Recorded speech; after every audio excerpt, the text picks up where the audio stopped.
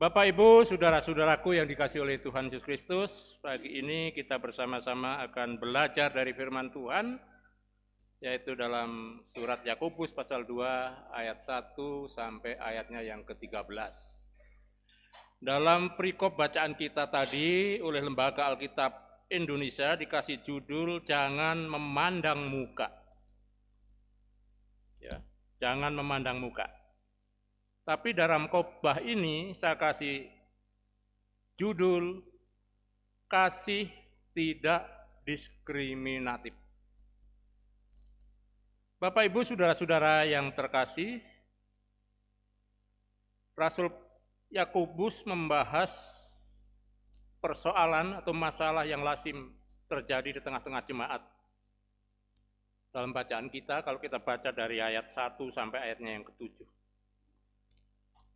Yaitu sikap memandang muka.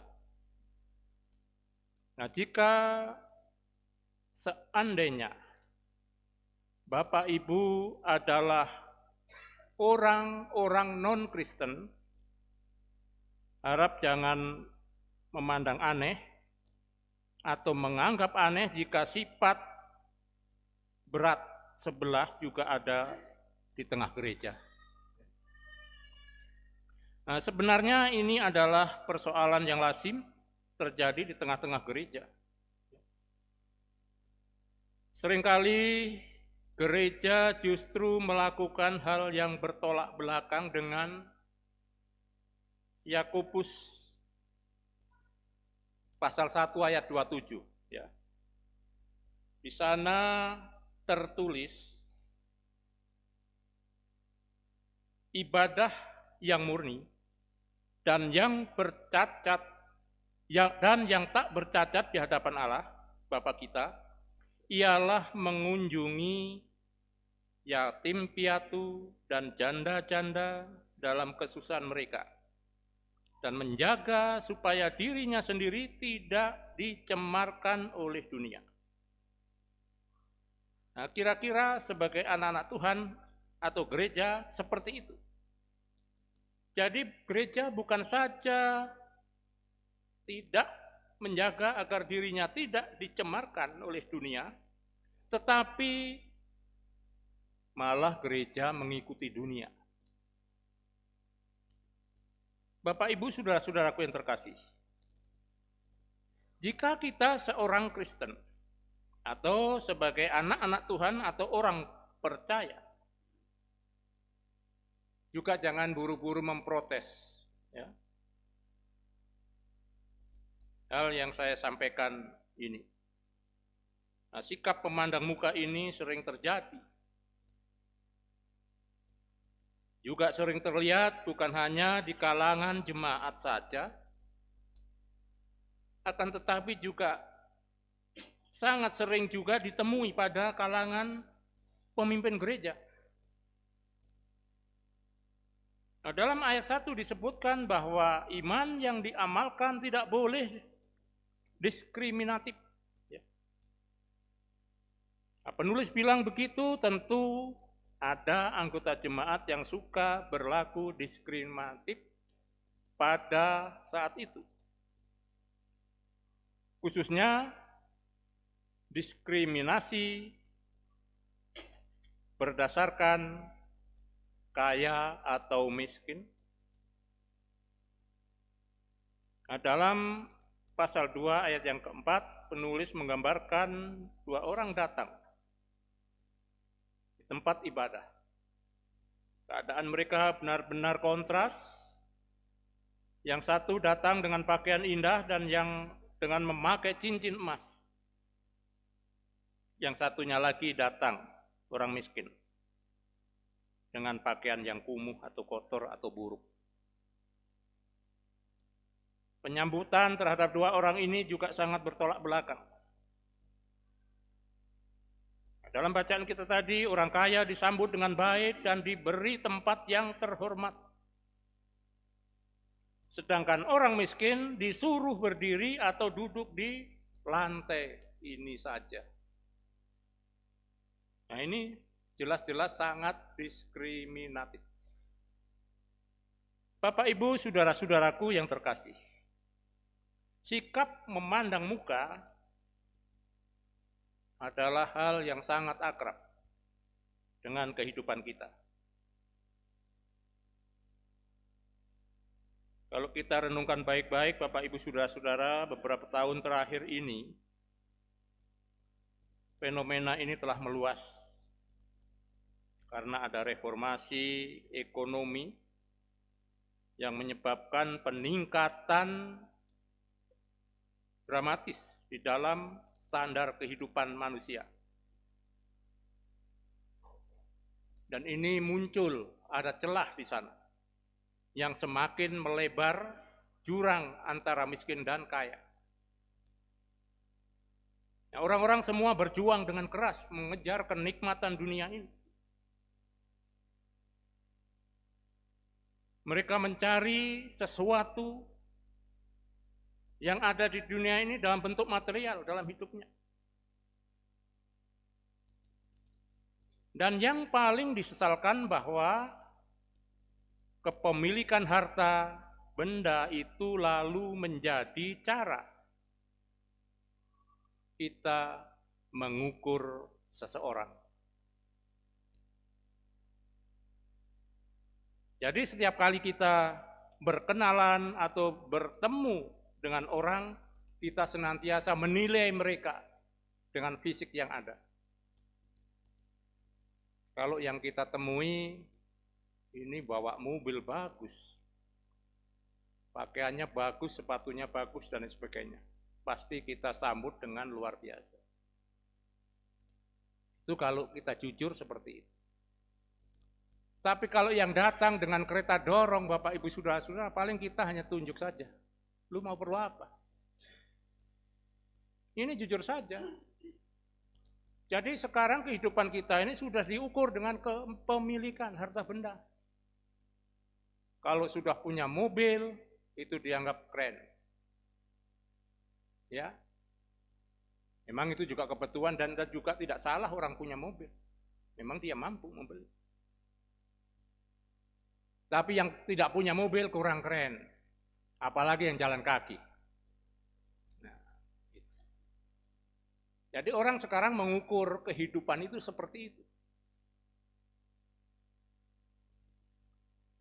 Oleh sebab itu, Bapak, Ibu, saudara-saudara, jangan heran kalau dalam kehidupan berjemaat bergereja itu ada sekat-sekat. Dan juga jangan heran kalau saat ini juga terjadi, sedangkan gereja mula-mula saja sudah terjadi seperti itu. Apalagi kita yang zaman 2000-an tahun ini. Bapak, Ibu, saudara-saudaraku yang dikasihi oleh Tuhan Yesus Kristus. Punya uang, maka Bapak, Ibu, saudara-saudara akan disanjung. Saudara-saudara akan dihargai dan diterima oleh semua orang. Itulah sebabnya banyak orang semakin cinta uang. Uang harus ada untuk semua urusan. Kita mencari uang untuk berbagai keperluan. Karena berbagai tekanan itu sangat nyata, banyak orang yang pura-pura makmur agar dilihat agar tidak diremehkan orang, pura-pura makmur saja. Karena pura-pura makmur berusaha supaya memperoleh sesuatu. Sekarang saya tidak punya uang, tapi kawan saya semua punya mobil, punya ini, punya itu, saya tidak ada. Kalau begitu saya kredit saja. Ya. Supaya dikira makmur. Memang tidak salah kredit juga, sekarang zamannya seperti itu. Yang saya maksudkan di sini adalah ketika kita mempunyai pikiran bahwa harta itu adalah segalanya, makanya kita juga berusaha seperti itu. Jadi hal itu terasa sekali dalam kehidupan kita, berjemaat, bermasyarakat. Selalu diskriminatif itu diperlakukan. Bukan saja jemaat, pemimpin gereja juga begitu, pendeta juga begitu, diskriminatif. Jadi dibeda-bedakan. Oh ini kamu di sini, kamu di sini. Oh kamu dari Kolbano, kamu dari ini, dan lain sebagainya, dan lain sebagainya. Kami di sini, dan lain sebagainya. Lalu ini terjadi. Dan inilah kenyataan yang kita hadapi pada saat itu. Bapak Ibu saudara-saudaraku yang terkasih, jadi Yakobus ini memberitahu kita, Bapak Ibu saudara-saudara, dalam ayatnya yang kelima bahwa sudah menjadi sifat Allah untuk memelihara mereka yang miskin. Jadi kalau ada orang yang istilahnya karena uang itu, dia tidak peduli beratnya hidup ini, kita harus mengenakan pakaian yang bagus, yang baik, sepatu yang bagus, jam tangan yang bermerek dan lain sebagainya, kendaraan yang bagus. Dan mengapa Rasul Yakobus ini sangat serius Bapak Ibu dalam memandang persoalan ini, yaitu diskriminasi tadi itu? Yakobus memberitahu kita Bapak Ibu saudara-saudara. Kalau kita baca dalam ayatnya yang kelima tadi, itu berbunyi, dengarkanlah, hai saudara-saudara yang kukasihi.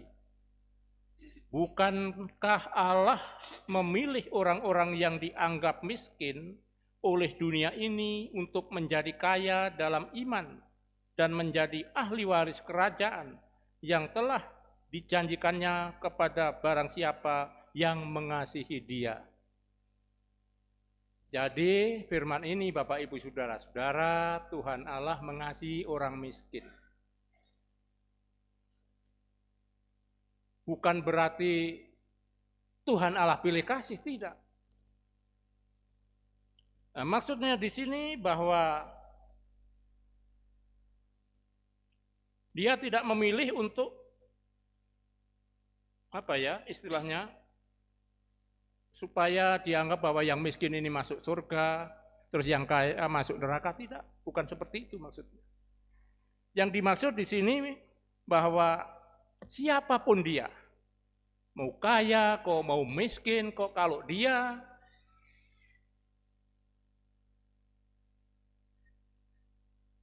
menjadi kaya dalam iman dan menjadi ahli waris kerajaan Allah, ini telah dijanjikannya kepada barang siapa yang mengasihi Dia. Jadi baik orang kaya, kalau tidak mengasihi Dia, ya dianggap salah. Dan orang kaya yang mengasihi Dia, ya dianggap benar. Demikian juga orang miskin. Kalau tidak mengasihi Dia dalam iman, ya telah salah. Tapi kalau mengasihi Dia dalam iman, Dia benar. Jadi bukan persoalan kaya dan miskin. Di sini Allah mengasihi orang-orang percaya karena iman mereka. Kalau ada yang kaya, syukur. Bisa berusaha, bisa berhasil dengan baik dalam hidupnya. Tetapi bukan berarti yang miskin itu tidak berarti di mata Tuhan. Kita ingat Bapak Ibu saudara-saudara, dalam Alkitab kita mengajarkan bagaimana Tuhan Yesus datang ke dunia. Keberpihakan pada orang miskin. Kenapa Tuhan Yesus itu ada di Galilea sana, tinggal di sana? Karena waktu itu Galilea adalah konsentrasi orang-orang miskin banyak di sana. Jadi Tuhan Yesus melayani mereka. Bapak Ibu saudara-saudara, Yesus memilih untuk tinggal di tempat itu karena melalui Yesus Allah ingin menyampaikan pesan bahwa Dia memelihara orang miskin, bahwa Dia tahu derita yang mereka tanggung di dunia ini. Dan bahwa Dia ingin melegakan mereka dengan keselamatan. Bapak Ibu saudara-saudara yang terkasih, apakah ini berarti bahwa orang miskin itu pasti memiliki kaya iman atau imannya besar, luar biasa? Jelas tidak. Memang benar bahwa Allah peduli pada mereka yang miskin dan yang menderita, tetapi bukan berarti bahwa mereka tidak perlu bertobat. Bukan berarti juga mereka meninggalkan kejahatannya. Dan itu sebabnya Bapak Ibu Saudara-saudara yang saya kasih dalam Tuhan Yesus Kristus, dalam ayat yang kelima tadi, Rasul Paulus menekankan bahwa poin ini, bahwa hanya mereka yang mengasihi Allah yang bisa mewarisi kerajaan Allah. Jadi kerajaan Allah, pewaris-pewarisnya adalah orang yang mengasihi Allah. Tadi saya main gila juga Bapak Ibu Saudara-saudara sebelum naik mimbar ini di sana dengan ibu-ibu bilang, ini yang laki-laki hanya 2 sah yang melayani ini hari dari koordinator. Jadi yang lain juga menyaut, ya, nanti di surga itu yang laki-laki juga hanya 2 sah, yang lain perempuan. Memang sekarang sudah tren seperti itu, yang lain juga menyaut begitu. Dari Bapak Ibu Saudara-saudara ini kita kenyataannya seperti itu. Terus juga saya jawab juga, main gila juga. Karena yang lain ada ke Jakarta, bilang begitu. Ya mudah-mudahan di sana ibadah, ya tidak corona di sana. Bapak Ibu Saudara-saudara, ini kenyataan hidup yang kita alami dalam kehidupan kita. Jadi Rasul Yakobus ini benar-benar prihatin dalam kehidupan umat waktu itu, 2000 tahun yang lalu. Dan pada saat ini kita dengungkan kembali. Bapak Ibu Saudara-saudaraku yang dikasihi oleh Tuhan Yesus Kristus. Jadi pada masa kini, ya, kita sering melihat tindakan diskriminatif. Misalnya tentang hukum, ya. Kita tahu orang di Bondowoso, Bapak Ibu Saudara-saudara, dia curi ubi hanya berapa biji, ubi jalar, ubi kayu, karena cucunya ada lapar. Dia dihukum, masuk pengadilan. Padahal yang merampok, yang apa semua, yang pencuri tidak diadili. Ini diskriminatif. Nenek-nenek tua lagi. Ini sungguh keterlaluan. Hakim bilang saya mengerjakan hukum itu, melakukan hukum itu. Ya kalau lakukan rata ya baik, kalau tidak, lu akan berhadapan dengan Tuhan nanti. Kalau dipanggil Tuhan nanti Tuhan hakimi sesuai dengan kau penghakimanmu terhadap orang lain. Jadi sekarang dalam kehidupan sosial juga diskriminatif Bapak Ibu Saudara-saudara. Coba Bapak Ibu datang di tempat saya, di bank. Di bank tempat saya, bukan bank di sini. Saya datang dari tadi tidak dipanggil, yang datang di belakang saya dipanggil.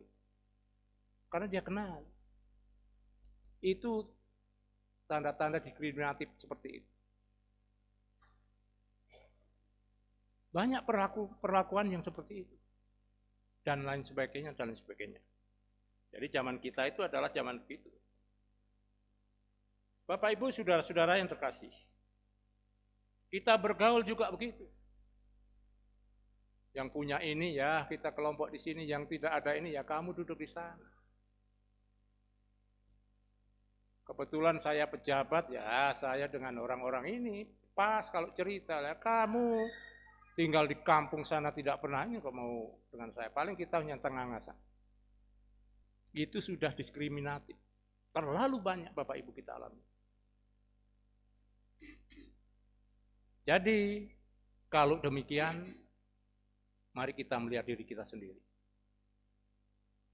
Kita diskriminatif dalam kehidupan keluarga. Anak yang satu dikasihi, anak yang satu dibentak-bentak. Istri yang satu dikasihi, istri hanya satu ya. Nah, itu diskriminatif. Atau nanti kalau bapak punya makanan, Potong ayam yang paha kasih bapak, dadanya kasih bapak, cekernya kasih anak-anak. Diskriminatif ibu-ibu seperti itu. Itu harus bertobat. Ya. Nanti saya datang juga, hati-hati, saya juga menilai kalau datang ke jemaat. Wih, Pak Pendeta disorong dengan muk besar, majelis dikasih yang kecil. Ini saya juga tidak mau seperti itu sebenarnya. Bapak jauh-jauh kok datang, biar mereka nanti makan belakangan, Bapak duluan. Ini sebenarnya saya tidak enak, Bapak Ibu Saudara-saudara. Saya selalu mari sudah, Bapak Ibu mari sudah. Ya begini terus. Sudah. Akhirnya kita terima sudah. Kadang-kadang kita juga mau dibikin diskriminatif. Ya toh? Sudah adatnya, sudah budayanya seperti itu. Tapi kita melalui firman ini, mari kita memeriksa diri kita sendiri, apa yang luar biasa dalam kehidupan kita. Semua toh nanti akan pulang kembali ke hadirat Tuhan. Dengan membawa apa? Itu jas dengan sepatu yang susesak, disesek-sesekkan itu. Itu. Enggak bawa apa-apa. Mari kita perhatikan itu. Supaya di dalam setiap kehidupan kita jangan diskriminatif apapun yang kita lakukan. Mari kita lakukan dengan iman. Karena Tuhan mengasihi orang seperti itu. Jadi Bapak Ibu Saudara-saudara yang terkasih, mari kita memperbaiki apa yang selama ini kita tidak pernah sadar. Ya. Kita tidak pernah menyadari apa yang kita lakukan ini sebenarnya menentang ajaran Allah, ya. Berlawanan dengan ajaran Tuhan. Sebab kita sebagai orang Kristen, Bapak Ibu Saudara-saudara,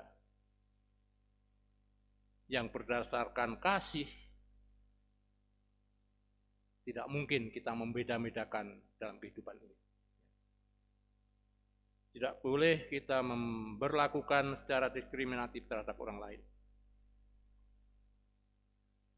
Kita membeda-bedakan jasmani, rohani, membeda-bedakan jasmani, materi, dan itulah sebenarnya Bapak Ibu Saudara-saudara, orang Kristen mesti terus menyebarkan kasih itu. Orang Kristen mesti terus menyebarkan kasih tanpa pandang bulu, tanpa pilih kasih. Dan kalau itu yang kita lakukan Bapak Ibu Saudara-saudara, maka dunia kita pasti damai. Ya. Sebab tidak ada orang yang sakit hati lagi. Karena kita diperlakukan sama. Dalam pergaulan, dalam berjemaat, dalam apapun. Dan kiranya firman ini menolong kita semua, Tuhan memberkati kita. Amin.